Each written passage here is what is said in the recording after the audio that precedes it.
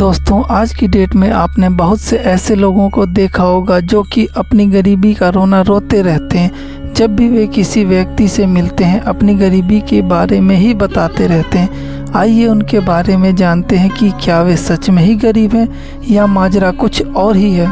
दोस्तों, एक समय की बात है, भगवान गौतम बुद्ध एक गांव में धर्म सभा का संबोधन कर रहे थे। लोग अपनी विभिन्न परेशानियों को लेकर उनके पास जाते और उसका हल लेकर खुशी खुशी वहां से लौटते। उसी गांव के एक सड़क के किनारे एक गरीब व्यक्ति बैठा रहता तथा महात्मा गौतम बुद्ध के उपदेश शिविर में आने जाने वाले लोगों को बड़े ध्यान से देखता। उससे बड़ा आश्चर्य होता कि लोग अंदर तो बड़े दुखी चेहरे लेकर जाते हैं, लेकिन जब वापस आते हैं तो वे बहुत ही खुश और प्रसन्न नजर आते हैं। इस गरीब को लगा कि क्यों ना वो भी अपनी समस्याओं को भगवान के समक्ष रखे। मन में यह विचार लिए वह भी महात्मा गौतम बुद्ध के पास पहुंचा। लोग पंक्तिबद्ध खड़े होकर अपनी समस्याओं को बता रहे थे।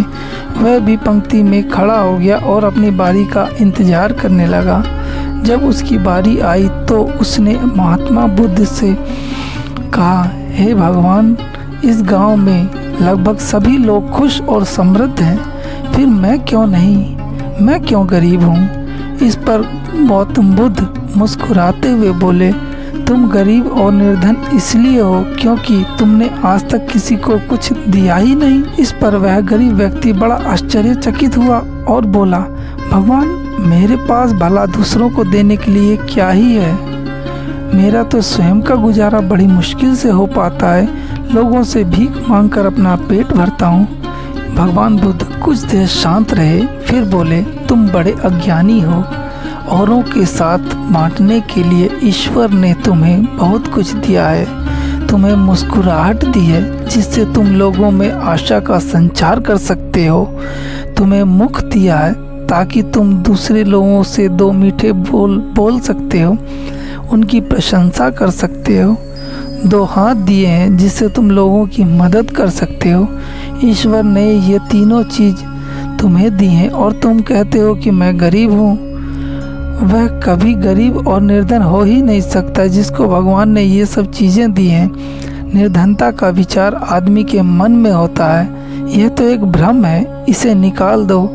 कभी भी मन में निर्धनता का भाव उत्पन्न न होने दो। गरीबी आपको दूर तक भी नहीं छू पाएगी।